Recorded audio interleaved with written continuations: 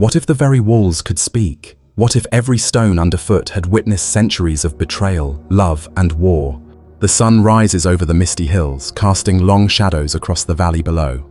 As you approach the looming stone fortress, its silhouette sharp against the morning haze, you hear the heavy creak of the castle gates opening, slow, deliberate, and foreboding. Two armored guards stand at attention, eyes fixed, hands resting on the hilts of their swords. Beyond them lies a world veiled in mystery. Inside, your boots echo on the cobblestones. The air smells of old timber, horse dung, and the faint tang of iron. Servants scurry across the yard, carrying baskets of vegetables and buckets of water. Above, banners flap in the breeze, symbols of a noble house whose story is as ancient as the land itself. A bell tolls from the chapel tower, signaling the start of another day in a place ruled not just by laws, but by power, fear, and faith.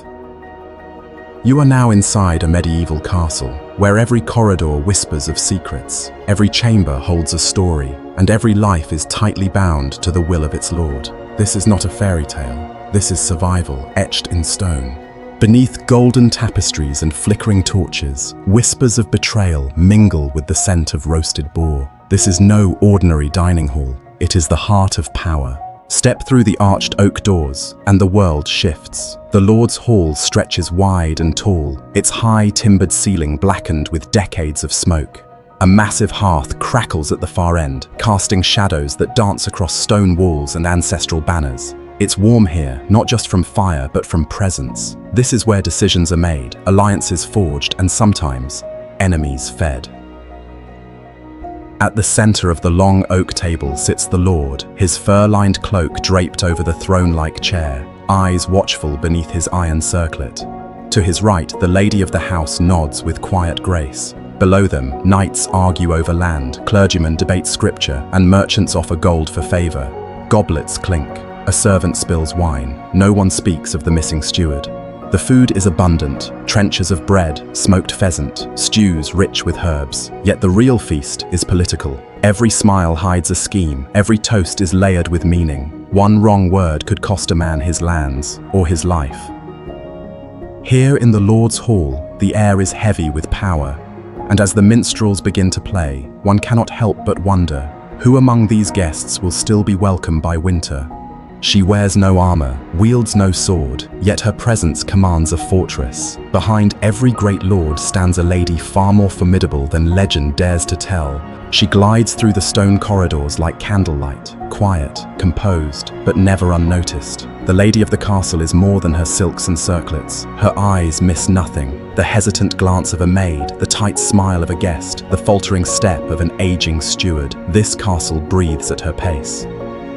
By day, she manages the household, balancing ledgers, allocating food, settling disputes between servants and tenants. By night, she sits beside the Lord at feasts, offering wise counsel with subtle nods and well-timed silences. Her words carry weight, even when unspoken. She's trained in diplomacy, raised on politics, born to navigate power while appearing beneath it. In her solar, the private chamber bathed in filtered sunlight, she embroiders not just tapestries, but the future. Here she plans marriages, hears village complaints, and guards family secrets. Her scent is a mix of lavender ink and beeswax. Her hands are soft but capable, fingers that comfort children yet could command a garrison in her husband's absence. Many mistake her gentleness for fragility. Fools. When the castle is under siege, it is her voice that steadies the frightened. And should the Lord fall in battle, it is she who leads. This is her realm too, stone, fire, and all. Beneath the splendor of the castle lies a place where sunlight never dares enter, and mercy rarely follows. Welcome to the dungeon, where stone remembers every scream. A narrow stairwell spirals downward, the air growing colder with each step. The warmth and grandeur of the castle above fades, replaced by damp stone, the stench of mildew, and the faint, metallic tang of rusted chains. A torch sputters on the wall, barely cutting through the gloom. This is the dungeon, a place where justice is not swift, and time forgets the forgotten. Behind iron bars, shadows stir. Prisoners, some accused, others condemned, huddle in silence. Their faces are pale, eyes sunken, clothes stiff with grime. A bucket in the corner serves as both toilet and reminder of dignity lost. Water drips from the ceiling in steady rhythm, a cruel clock marking endless days. The jailer arrives. Heavy boots, a ring of keys, breath that reeks of ale and stale meat. He speaks little. His whip speaks for him. Those who cross a lord, question a priest, or merely anger the wrong knight may find themselves shackled here, awaiting a trial or a quiet death. But worse than the cries is the silence. The thick, crushing silence that fills the cell after a confession is forced, or when a door slams shut for the last time. Down here, even the stone weeps. A sword is not what makes a knight, it is the oath carved deeper than steel that binds him to a life of service, sacrifice, and sometimes sorrow. The chapel is silent, lit only by slanting beams of morning light filtering through stained glass. A young man kneels, head bowed, sword laid before him on the altar. The priest murmurs Latin verses as the castle's lord looks on with solemn pride. This is no ordinary prayer, this is the making of a knight. The young man's armor gleams, newly forged, not yet blooded. His hands tremble as he repeats the sacred words. To protect the weak, to serve with loyalty, to uphold justice, even at the cost of his life. The blade before him is more than a weapon, it is a burden. Later, in the training yard, the oath is tested. Sword meets shield, muscles strain, bruises bloom. The clang of steel echoes under grey skies as seasoned knights shout commands. There's no mercy here, only discipline. A knight must be strong but also wise, fierce yet just. It is a delicate balance few ever truly master. That night, the new knight joins the guard at the gate. No feast, no fanfare, only duty. His eyes scan the darkness beyond the torches, alert to threats seen and unseen. He has sworn his life to this castle. From this moment on, he is not his own. While nobles dine and lords sleep, silent figures pace the walls, watchful, loyal, and ready to die before danger breaches the gate. The air is damp atop the battlements, mist curls over the fields, and the only sound is the soft crunch of boots on stone. The castle guard walks his route in silence, eyes flicking toward the tree line beyond the moat. A torch sputters in the breeze. Somewhere in the distance, a wolf howls. These men are not knights, but they are no less vital. Chosen for strength, loyalty, and quiet discipline, the castle guards are the fortress's first line of defense. They know every tower stair, every blind corner, every hidden door. They sleep in shifts and eat with blades at their sides. When alarm bells toll, they are already moving. By day, they patrol the gates, inspect visitors, and oversee the armory. At night, they become shadows, watching, listening, waiting. A dropped coin, a snapped twig, the wrong scent on the wind. Nothing escapes their notice. Many have scars, some have buried brothers. Their duties extend beyond warfare. They break up brawls in the courtyard. They escort prisoners to the dungeon. They stand, expressionless, as lords argue and nobles sneer. No one thanks them. That is not why they serve. Their loyalty is to the stone, to the walls that never speak, but remember, to the people within who never see them until it's too late. Before the sword strikes and before the knight rides, there is fire. Roaring, relentless, and guided by the hand of a blacksmith who shapes destiny with every blow. The air is thick with smoke and sweat. Sparks fly like angry stars each time the hammer meets the glowing iron. Inside the forge, the blacksmith stands bare-armed, face slick with soot, eyes narrowed in concentration. The castle may be ruled by nobility, but it runs on the back of his labor. His workshop is alive with motion. Bellows pump air into the fire, feeding the flames that consume coal and breathe life into raw steel. The anvil sings with every strike. Horseshoes clatter in one corner. Sword blades cool in barrels of oil, releasing hissing steam like the breath of dragons. He repairs battered armor, shapes new arrowheads, and crafts hinges for castle doors. Each item, whether for war or work, bears his touch, precise, rugged, and enduring.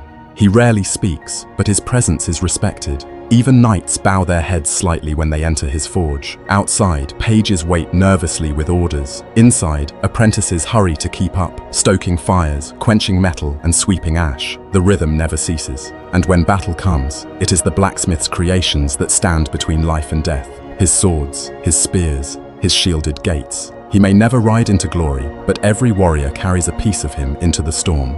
While knights sharpen blades and nobles plot power, another war rages below, against hunger, time, and roaring flames. Welcome to the castle kitchen, where survival simmers. Before dawn breaks over the stone towers, the kitchen hearth is already alive. Fires roar in great open ovens. The scent of roasted meat, boiled herbs, and fresh bread mingles with smoke in the low-ceilinged chamber. Scullions scurry like mice, barefoot, red-faced, and covered in flour. Cooks bark orders, tossing handfuls of spice into bubbling pots. Knives clatter against wooden boards. Chickens hang gutted by the window. Boar sizzles on spits, turned by weary boys drenched in sweat. The heat is suffocating, the pressure constant. Feeding a medieval castle is no easy task. Dozens of mouths, lords, knights, squires, servants, must be fed, from hearty stews for soldiers to delicacies for the lord's table. Nothing is wasted. Bones are boiled into broth. Bread crusts become pudding. Even leftovers are carefully preserved for lean days. The mistress of the kitchen, sleeves rolled high, directs the chaos with military precision. Her eyes miss nothing. A scorched pie, an undercooked pheasant. Each could bring shame, or worse, punishment. She knows how to stretch stores in a long winter, how to calm tempers with a well-timed roast. Here, food is more than fuel. It is order. It is morale. It is survival. And at the center of the castle's grand machine, it is the hearth, not the throne, that keeps the world turning.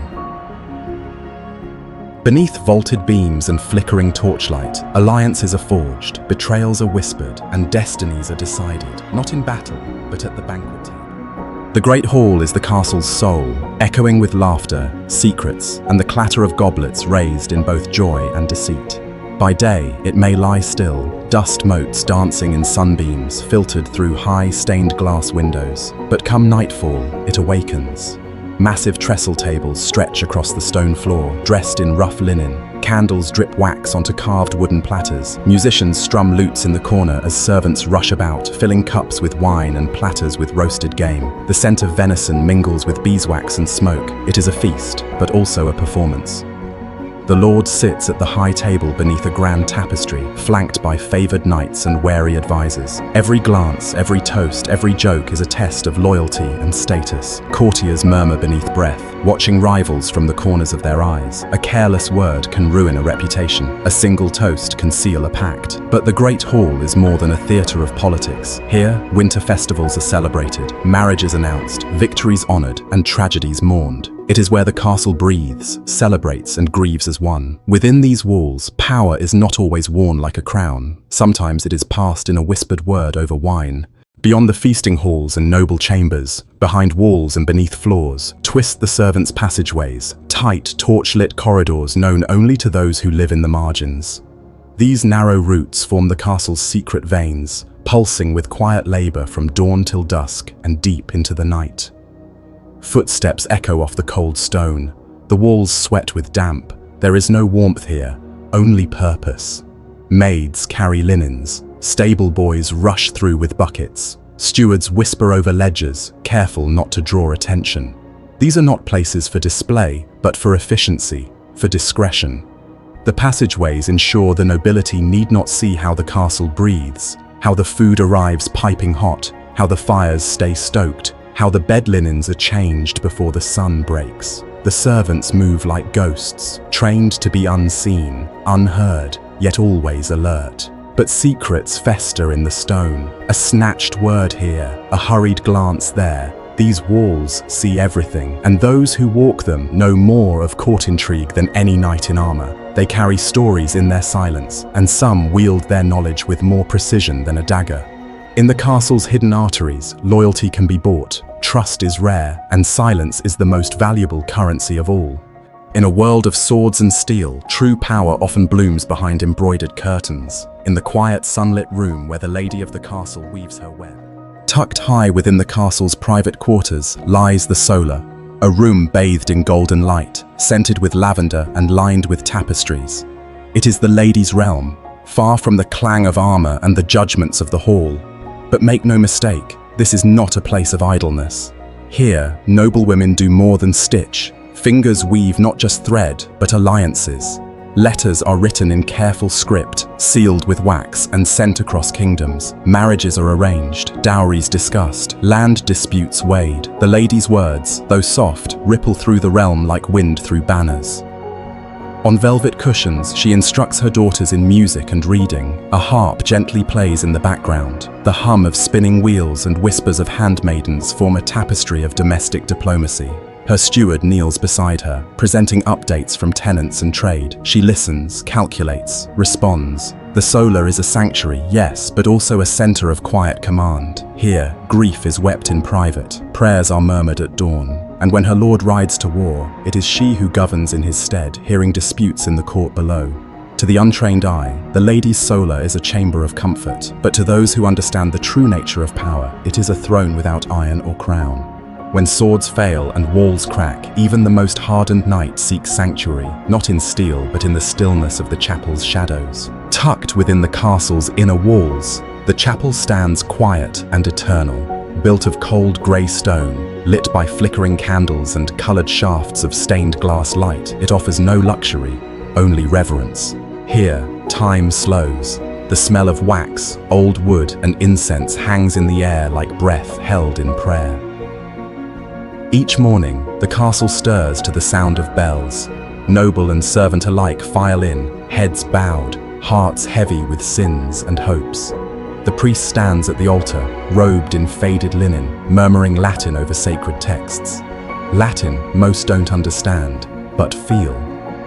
The Lord kneels beside the beggar. The lady clasps hands with the scullery maid. For a moment, all are equal in the eyes of God.